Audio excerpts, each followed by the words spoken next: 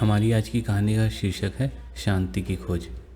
चारों तरफ सन्नाटा था, कहीं कोई दिखाई न देता था। अथाह जल के सिवा बस्ती, टीले, पेड़ आदि सब डूबे थे, कहीं कोई न था। चारों तरफ निगाह दौड़ाता था कि कहीं कोई तो मिले जिसे हम अपना कह सकें, जिसके सहारे जीवन के सुने नक्शे में रंग भरा जा सके। परंतु वहाँ सिवाय सन्नाटे के कोई आवाज़ न थी। आज 4 दिन होने को आए थे, पेड़ की डाल पर बैठे, नीचे उतरने का कोई साधन न था। 5वें दिन पानी उतरना शुरू हुआ, मंदिर का शिखर दिखाई देने लगा। धीरे धीरे पूरा मंदिर दिखाई देने लगा। फिर और पानी उतरा तो पशुओं के छप्पर भी दिखाई देने लगे, परंतु वहाँ सिवा लाशों के कुछ न था। जैसे जैसे पानी उतरता गया, उसके दिल में खुशी की तरंगें चमकती गई। ऐसा भी दिन आया कि उसे नीचे उतरने की जगह मिल गई। वह नीचे उतरा, परंतु बदबू के मारे उसका दिमाग चकरा गया, क्योंकि वहाँ कई लाशें पड़ी थी जिनमें से दुर्गंध आ रही थी। उससे वहाँ रुका नहीं गया, वह शांति की खोज में बढ़ चला। वह पहाड़ी पर चढ़ा और चढ़ता गया। पेड़ों से फल तोड़कर खाता और आगे बढ़ जाता, परंतु अब फिर सन्नाटा था। उस सन्नाटे में उसे गहरी अशांति का अनुभव हो रहा था। सुबह उसकी नींद चिड़ियों की चहचहाहट से खुली तो जैसे उसके दिमाग में खुशी की तरंगें हिलोरे लेने लगी। उसने बहुत आनंद का अनुभव किया, परंतु धीरे धीरे जैसे जैसे सूरज ऊपर उठता गया और चिड़ियों का चहचहाना कम हो गया, वैसे ही उसकी खुशी भी कम होती गई। परंतु उसे किसी दूसरे इंसान के वहाँ होने की पूरी उम्मीद थी, इसलिए वह आगे बढ़ता गया। काफ़ी दूर चलने पर सामने एक तपस्वी को तपस्या में लीन देखा तो उसकी खुशी का ठिकाना न रहा। वह फौरन उनके चरणों में लेट गया। उसे लग रहा था कि उसकी मंजिल वही है। वे शांत तपस्वी ही उसे शांति दे सकते हैं। पैरों पर दबाव पाकर तपस्वी ने धीरे धीरे आंखें खोली। दूसरे इंसान को सामने देखकर उसे भी बहुत खुशी हुई। यह खुशी उसे नई आशा की किरण दिखा रही थी। तपस्वी को उस युवक में अपनी बेटी का पति दिखाई दे रहा था। उसे लगा कि अपनी पुत्री के हाथ पीले करके वे शांतिपूर्वक तपस्या कर सकेंगे। तरुण मानव हाथ जोड़कर बोला, ऋषिवर, आप आनंद दाता हैं, मुझे शांति का मार्ग बताइए।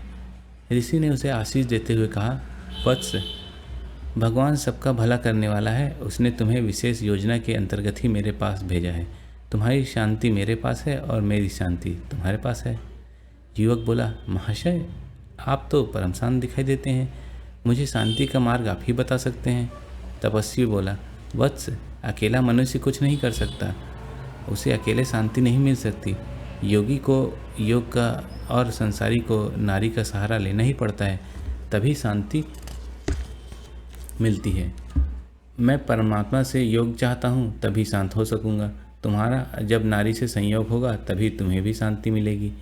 युवक को शांति का मंत्र मिल गया, अतः उसने तपस्वी को प्रणाम किया और चलने को उद्यत हुआ, परंतु तपस्वी ने उसे जाने न दिया। वे अपनी पुत्री का हाथ उसके हाथ में देकर अपने तप का मार्ग निष्कंटक करना चाहते थे। उन्होंने उसके सामने अपनी योजना रखी और अपनी पुत्री को उसे देकर विदा कर दिया। सुंदर स्त्री पाकर तरुण प्रसन्न था, परंतु उसकी प्रसन्नता अधिक देर तक कायम न रह सकी। विवाह के बाद उसे स्त्री के भोजन का भी ख्याल रखना पड़ता था। अब वह स्वच्छंद नहीं रह गया था। वह तो जैसे मिले वैसा ही खा लेता था, परंतु स्त्री अलग अलग चीज़ों की फरमाइश करती थी, जिससे वह शांत कम अशांत ज़्यादा रहने लगा। फिर भी वह आगे बढ़ता गया, क्योंकि शांति की खोज आवश्यक थी। थोड़ा और आगे बढ़ जाने पर उसने एक वनवासी परिवार देखा। उसमें एक वृद्ध दंपत्ति रह रहे थे। पास ही एक गाय और भैंस भी बंधी हुई थी। युवक को लगा कि वे जरूर शांत होंगे, क्योंकि आसपास खाने पीने की विविध सामग्री भरपूर मात्रा में थी और यहाँ किसी प्रकार की गंदगी भी नहीं थी। पास ही स्वच्छ जल से परिपूर्ण नदी भी बह रही थी। वहाँ के वातावरण से युवक बहुत प्रभावित हुआ। वे दोनों आंगन में गए। युवक ने वृद्ध को और उसकी स्त्री ने वृद्धा को प्रणाम किया। उन दोनों को देखकर वृद्ध दंपत्ति बहुत प्रसन्न हुए। युवक हाथ जोड़कर वृद्ध से बोला, महाशय, आपका जीवन कितना शांतिपूर्ण है, यहाँ बहुत सुख अनुभव हो रहा है। वृद्ध ने कहा, पुत्र, यहाँ न सुख है न शांति, तुम दोनों के आने के कारण ही यहाँ प्रसन्नता झलक रही है। युवक बोला, महाशय, आप दोनों की अशांति का कारण क्या है? वृद्ध ने कातर स्वर में कहा, पुत्र, जब तक व्यक्ति संतान उत्पन्न करके पितृ ऋण नहीं चुकाता तब तक वह सफल व्यक्ति नहीं कहा जा सकता। हम दोनों संतान विहीन हैं, यही हमारी अशांति का कारण है। वृद्ध दंपत्ति ने उन दोनों से आग्रह किया कि वे वहीं रहें और यहाँ घर भी है और पशु भी। इससे हमारा संतान वियोग भी मिट जाएगा और तुम्हारा गृहस्थ धर्म भी आसानी से निभ जाएगा। उन दोनों का आग्रह वे टाल नहीं पाए और अंततः वहीं रहने लगे। युवक की अव्यस्तता काफ़ी बढ़ गई थी।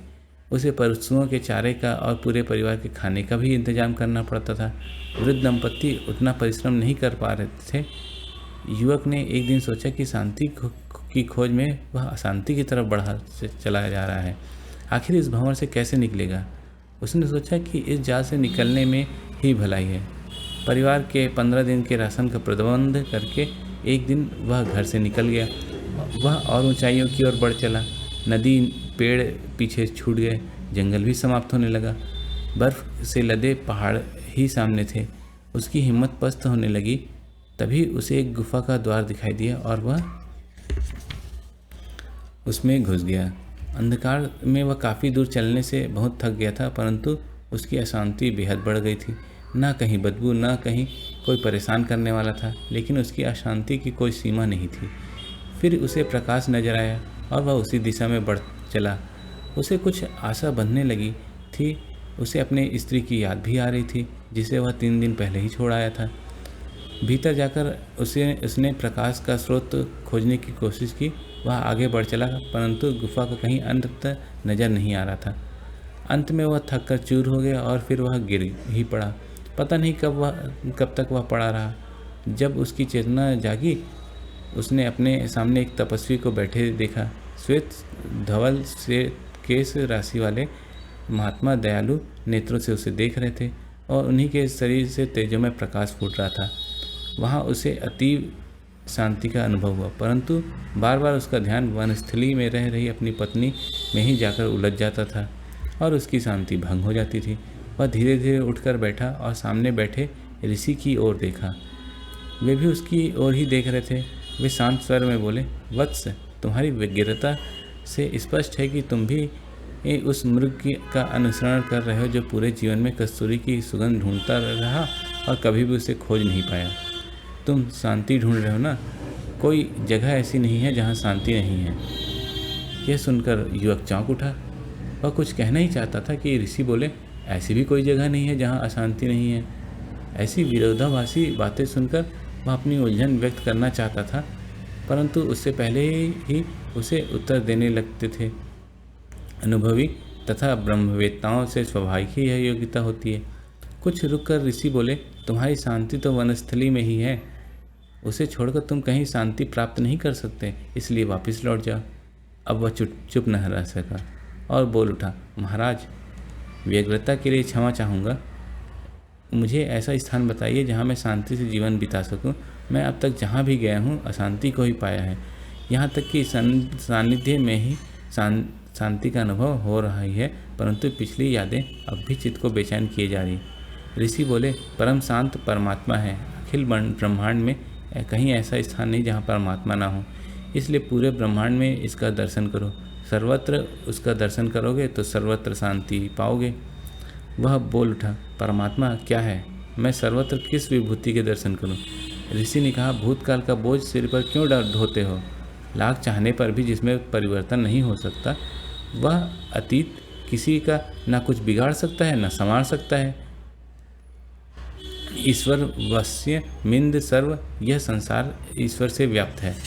बाल, वृद्ध, युवा, युवक सभी में परमात्मा है। इस सृष्टि में जो भी सत्य, शिव और सुंदर है वह परमात्मा ही है। परमात्मा ही सौंदर्य है। इसी परमात्मा को ही अपना भूतकाल समर्पित कर दो और सब में इसे निहार कर समर्पण भाव से जीवन जियोगे तो परम शांत हो जाओगे। ऋषि ने यह कहकर आंखें मूंद ली और ध्यानमग्न हो गए। युवक ने उन्हें दंडवत प्रणाम किया और वनस्थली को लौट गया। आपको आज की कहानी कैसी लगी ये हमें ज़रूर बताएं और इस पे अपने विचार देने के लिए नीचे कमेंट बॉक्स पे अपने विचार लिखिए और अगर आपको ये चैनल पसंद आया तो कृपया इसे लाइक करें और शेयर और सब्सक्राइब करें। धन्यवाद।